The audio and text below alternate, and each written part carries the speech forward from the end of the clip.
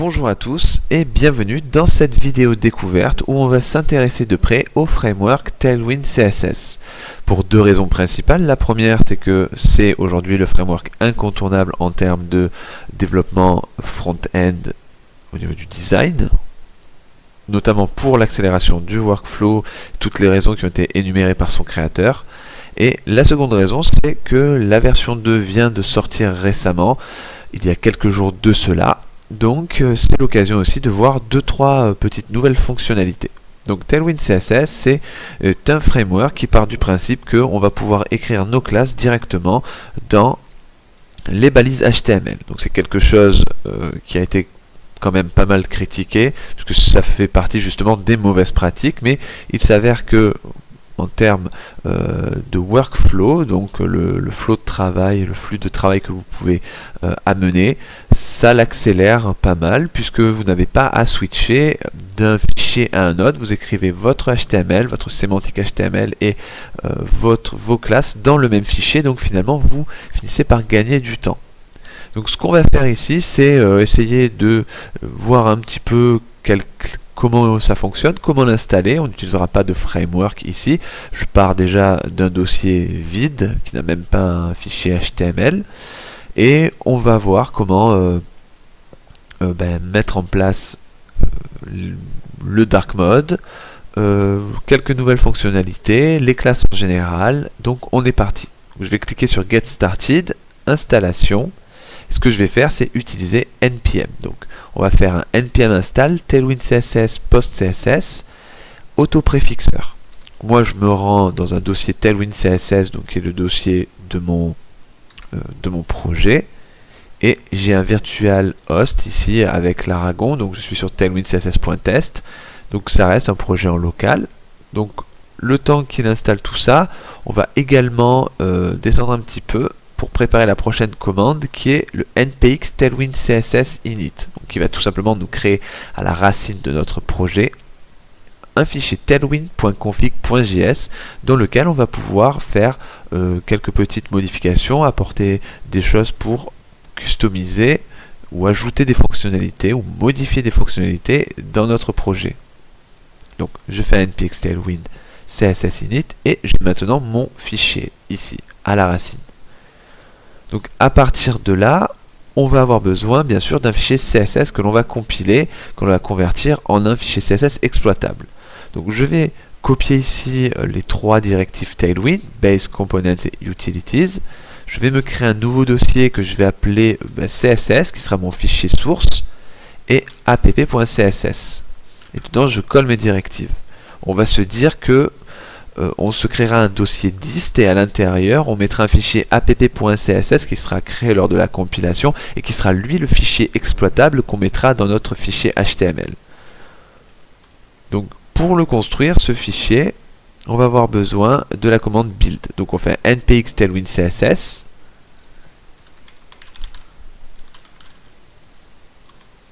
Ensuite on précise build. Alors normalement il y a un exemple un petit peu plus probant en bas, voilà, build, et ensuite on va indiquer le chemin donc, de notre fichier source, donc là où on a mis l'import ou les directives Tailwind, -o, et on indique le fichier final. Donc moi j'ai juste un dossier dist.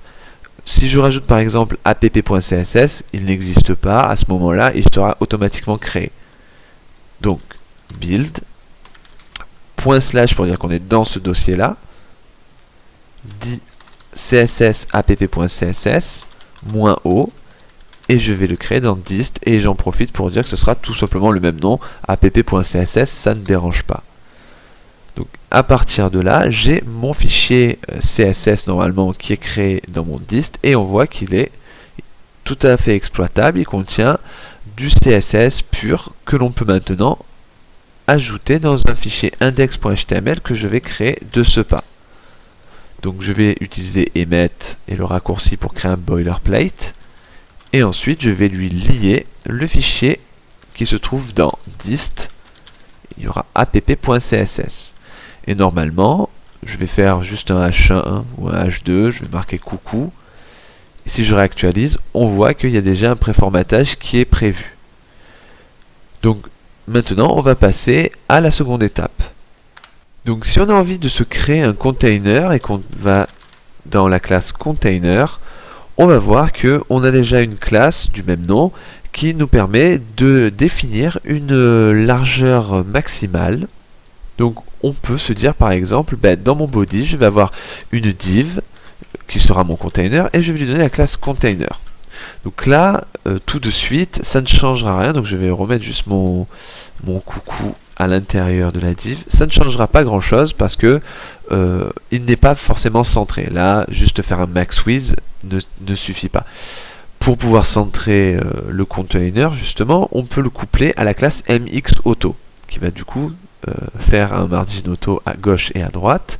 Donc on va faire le mxAuto et automatiquement je vais me retrouver ici avec un contenu comme on avait l'habitude d'avoir avec Bootstrap, un container classique et un contenu qui sera centré. Donc on peut profiter de pas mal de fonctionnalités, de pas mal de classes, notamment si par exemple on veut se créer une card. Alors on va dire que c'est une div. On peut indiquer un fond par exemple, donc on va dire que ça aura un fond blue 300. Donc à ce niveau-là, normalement, on le voit pas parce qu'il n'a pas forcément de hauteur. Donc ce qu'on va faire, c'est juste lui rajouter peut-être une image. Donc on va récupérer une image avec placeholder.com, donc quelque chose de très sommaire, mais ça suffira.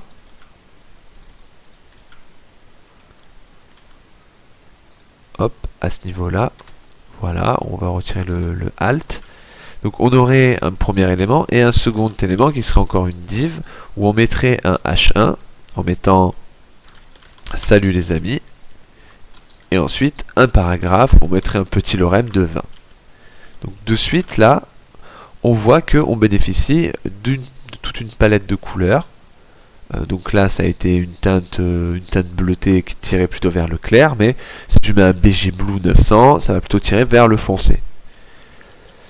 Donc ensuite ce qu'on peut faire, c'est simplement rajouter ici un rounded full qui va permettre de dire à notre container, là voilà, je veux des bords qui soient vraiment arrondis.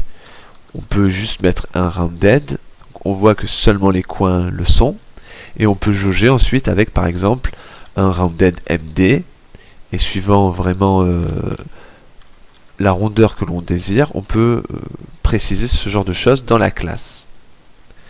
Donc ensuite, ce qu'on peut faire, c'est bien sûr jouer avec les flex. Étant donné que là, j'ai deux éléments à l'intérieur de ma carte, je peux rajouter juste la classe flex et automatiquement, je vais avoir mes deux éléments qui vont se retrouver côte à côte. Alors si ici, j'ai envie de rajouter de l'espace, j'ai une nouvelle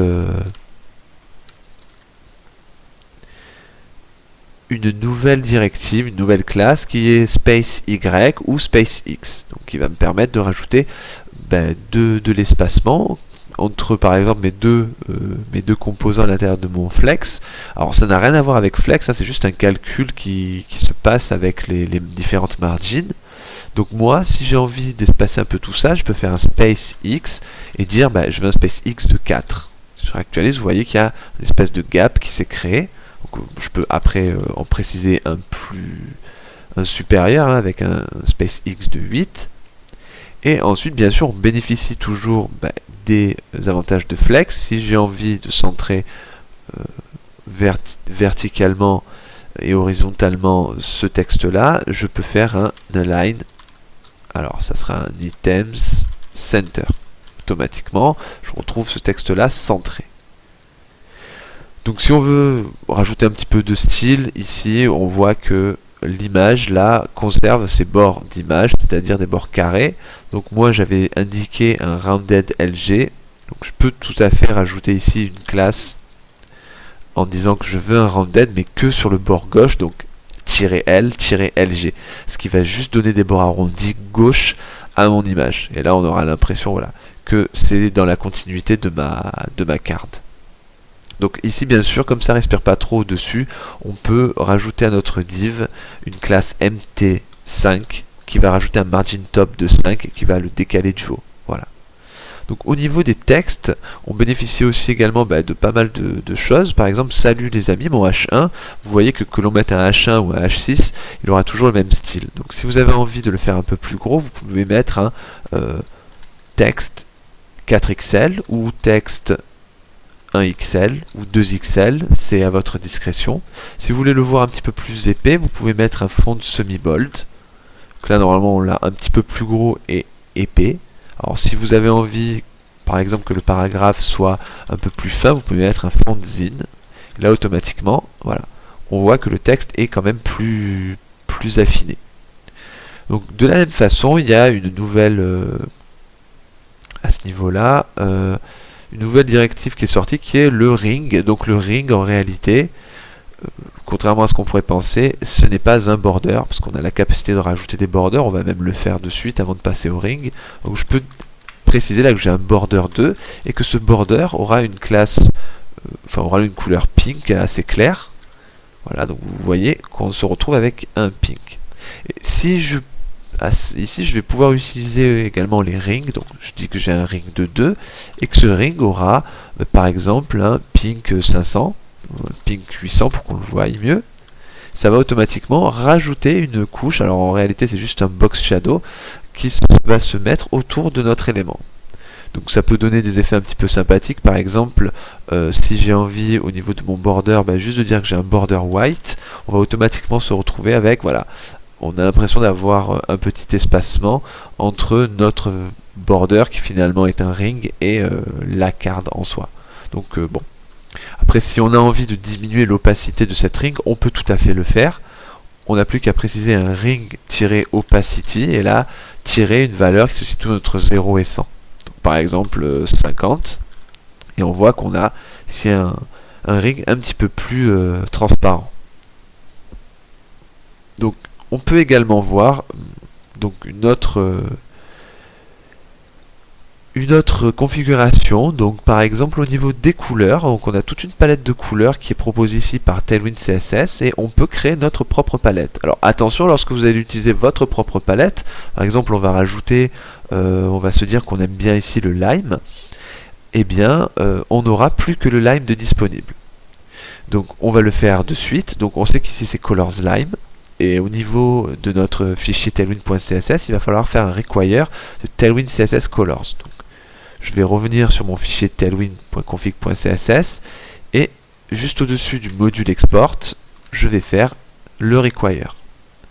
Au niveau du thème, on va rajouter ici un tableau colors. Et là, on va préciser une clé. Donc cette clé, elle est totalement arbitraire, on peut l'appeler absolument comme on veut et on lui donnera la valeur de la palette que vous souhaitez. Donc par exemple, je vais l'appeler test lime et je vais lui dire que c'est colors lime. Donc à partir de là, on va rebuild notre fichier CSS et je ne disposerai plus des couleurs si ce n'est la test lime. Donc là, vous pouvez comme ça créer vos propres palettes. Donc par exemple, si je réactualise, voilà, vous voyez que on se retrouve avec le noir par défaut, et si j'essaye de donner un background à mon body, par exemple de BG Yellow 500, une couleur que j'avais auparavant, là vous voyez que je ne l'ai plus. Par contre, je bénéficie de ma classe, enfin de ma couleur que j'ai indiquée dans la palette, qui est la test lime. Donc là, attention les yeux, voilà, on se retrouve avec le 500, donc c'est-à-dire cette couleur-ci. On retrouve même le code hexadécimal. Et ça sera la seule couleur que j'aurai de disponible. Donc attention, si vous voulez customiser vos palettes, vous vous retrouvez bien sûr avec vous vous retrouvez limité dans le choix de ces dernières, dans le sens où il n'y aura plus que ce que vous aurez indiqué dans le tableau colors de disponible. Donc ce que je vais faire, c'est déjà supprimer colors et puis rebuild mon fichier, parce que j'ai quand même envie de bénéficier de toutes les couleurs. Et on va voir maintenant le fameux dark mode. On va réactualiser. Voilà, et on retrouve les couleurs qu'on avait. Et on va maintenant mettre en place le dark mode. Donc le fameux dark mode qui a fait tant parler de lui avec la version 2 est maintenant disponible. Et on va voir comment l'utiliser et même se créer un bouton pour switcher d'une couleur à l'autre. Donc tout se passe au niveau déjà de son fichier de configuration. ici, Dark Mode est, donc est programmé à false par défaut, donc il est désactivé. Donc vous pouvez le passer à Media. Ensuite, si je compile mon fichier, donc là je ne l'avais pas enregistré, mais ça ne fonctionnera pas de toute façon, automatiquement vous aurez accès à des classes, donc par exemple Dark, qui seront activées seulement si le mode de votre système d'exploitation est en Dark. Donc moi j'ai un mode en clair de toute façon, donc on ne l'aurait pas vu. Donc, par exemple, si je dis que quand je passe en Dark, j'ai un BG Gray de 800, là ça ne va pas apparaître parce que je suis en clair de toute façon. Donc ce qui va nous intéresser, nous, ça sera plutôt le second mode, c'est-à-dire le mode classe. Et lui, le mode classe, va un petit peu écouter notre HTML et vérifier si le HTML, en l'occurrence, n'a pas la classe Dark. Et dans ce cas-là, il activera toutes les classes qu'on aura précédées de Dark 2. Donc là, si je rebuild mon CSS et que je réactualise mon fichier dès que c'est terminé, on va voir qu'automatiquement, il va passer le background en BG Gray 800. Parce que je lui ai mis cette directive-là. Par exemple, si je ne mets aucune classe à mon body, voilà, on redevient quelque chose de classique. Donc c'est aussi peut-être l'occasion de se faire un petit bouton avec un tout petit peu de JavaScript pour voir comment switcher d'un mode à l'autre.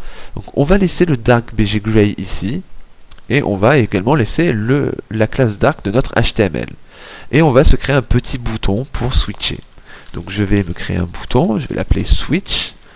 Bon, je vais lui donner une classe, on va se dire qu'il a un BG Yellow de 500, un padding de 2, un PX de 2 et un PY de 1. Donc c'est-à-dire que je vais lui mettre de l'espace, un padding à gauche et à droite de 2 et un padding en haut et en bas de 1. On va lui mettre un style rounded.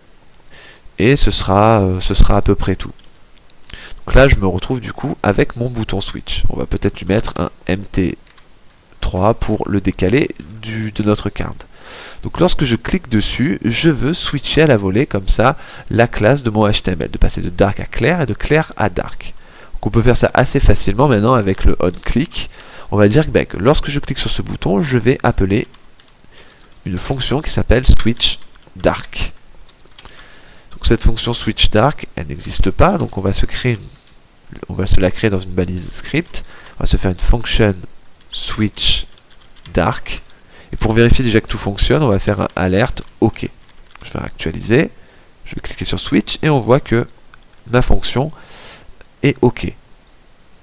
Donc ce qu'on va se faire, c'est récupérer ici la classe de notre HTML. Donc on va se faire une let class name. Et on va faire ici un document.querySelector et je veux récupérer quel élément, mon HTML et son class name.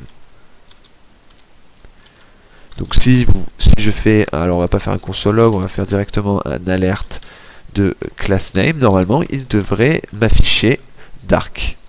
Voilà, on voit dark. Et là on peut faire un booléen, on peut tout simplement se dire, je vais récupérer le document querySelector et je vais le changer. Donc il sera égal à quoi? Si le class name, donc la variable que je récupérais ici, je vais lui faire un booléen, je vais chaîner ça comme ça, est égal à dark, actuellement mon HTML, je ne vais pas le changer. Parce qu'on est déjà à dark, tout va bien. Sinon, je le passe à dark. Et juste avec, alors, ici,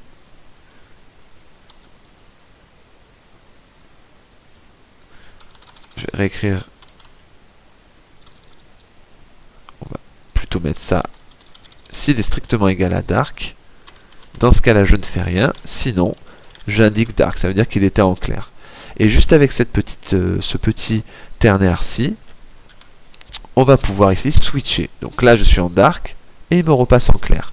Automatiquement il va réactiver toutes les classes que j'ai indiquées dans mon fichier avec la prérogative dark. Donc par exemple, le bouton lui-même, je peux lui dire, lorsqu'on est en dark, on va l'écrire à côté du BG, lorsque je suis en dark, je veux que ton BG soit green à 500.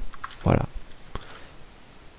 Et là, on voit que, suivant si je switch sur le mode ou pas, on se retrouve avec les couleurs désirées.